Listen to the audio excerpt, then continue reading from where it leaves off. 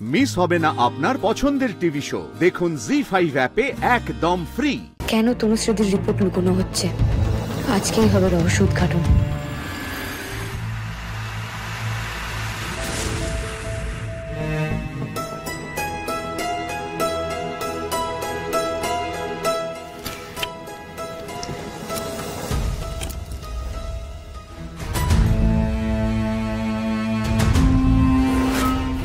আনন্দী, আনন্দী ওই ঘরে কি করছে? চুরি করতে এসেছে। চুরি চুরি। এবার তো আমি পুলিশ ডাকবো।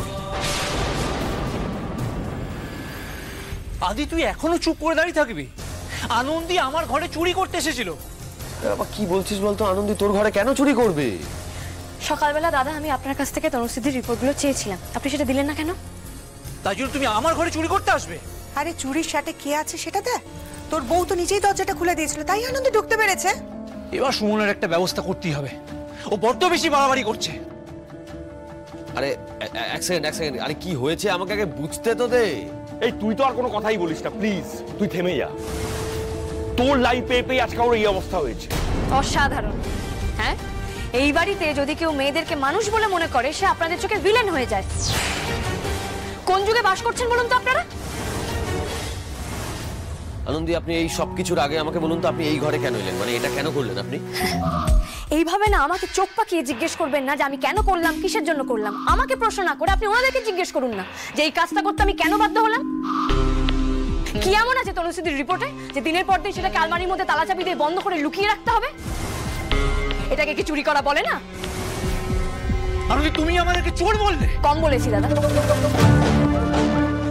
ডাকাত বললেও কম বলা হতো। দিনের পর দিন আপনারা তনুশ্রীদের বলার অধিকার, ওর নিজের সম্পর্কে জানার অধিকার, ওর মতামত জানানোর অধিকার, ওর লড়াই করার অধিকার, ওর বেঁচে থাকার অধিকার চুরি করেছেন। দিনের পর দিন আপনারা ওর কাছ থেকে একটা একটা করে অধিকারগুলোকে চুরি করেছেন। এই বাড়িতে না আপনারা সবাই চোর, সবাই। আনন্দী স্যার শুনুন, আমি একটা প্রশ্ন করেছি তো, প্রশ্নের পাল্টা না উত্তর দিতে হয়, প্রশ্ন করতে নেই। আমি তো জানতে চাইছি কি এমন আছে রিপোর্টে যে রিপোর্টে লুকিয়ে রাখতে হয়েছে। আমরা কিন্তু বেশিক্ষণ মনে রাখবো না তোমার ছোটদার বউ।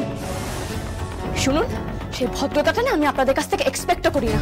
আপনারা যদি এতটা ভদ্র হয়ে থাকতেন তাহলে বাচ্চা কেন হচ্ছে না তার জন্য নিজের বউকে একলা একলা টেস্ট করাতে পাঠিয়ে দিতেন না। আপনি তো নিজে একজন ডাক্তার, ডাক্তার হয়েও তো এই কদর্য কাজটা করেছেন। কেন বাচ্চা না হওয়ার জন্য কি একজন মায়েরই শুধু দায় থাকে? বাবাদের কোনো দায় থাকে না? নাকি আপনারা পুরুষ বলে আপনাদের কোনো দায় থাকতে নেই? নিখুঁত আপনারা। অরিন্দ দা, আপনারা আবার টেস্ট করা হয়নি তো? সে টেস্টের রিপোর্ট ঢুকিয়ে রেখেছেন বুঝি? কেন বলুন তো? তুমি কিন্তু এবার আমার পৌরসত্বে আঘাত করছো। এই আনন্দী শোনো, অনিন্দর মধ্যে যে কোনো খুঁত নেই তার প্রমাণ হলাম আমি। হ্যাঁ, আমি নিজে। আর শোনো, যদি কিছু খুঁত থেকেই থাকে না তাহলে সেটা ওর তনুশ্রীর মধ্যে ছিল। অসাধারণ এই বাড়ির পুরুষরা। কেমন পুরুষ মানুষ আপনি? আপনি নিজেকে নিখুঁত প্রমাণ করার জন্য আপনি চুপ করুন, আপনি আসুন আমার সঙ্গে আসুন। ওর এত সাহস, ও বাড়ি ভর্তি লোকজনের সামনে আমার মুখের উপর কথা বলে গেল। এত বড় আসপর্দা! পায়ে পায়ে বহুদূর এগিয়ে গেছো তুমি আনন্দী। এইবার তো তোমাকে থামাতেই হবে। তোমাকে চিরতরে থামিয়ে দেওয়ার ফুল প্রুফ প্ল্যান পেয়ে গেছি। এবার আর ভুল হওয়ার কোনো চান্স নেই। জি5 ডাউনলোড করুন আর সব এপিসোড দেখুন একদম ফ্রি।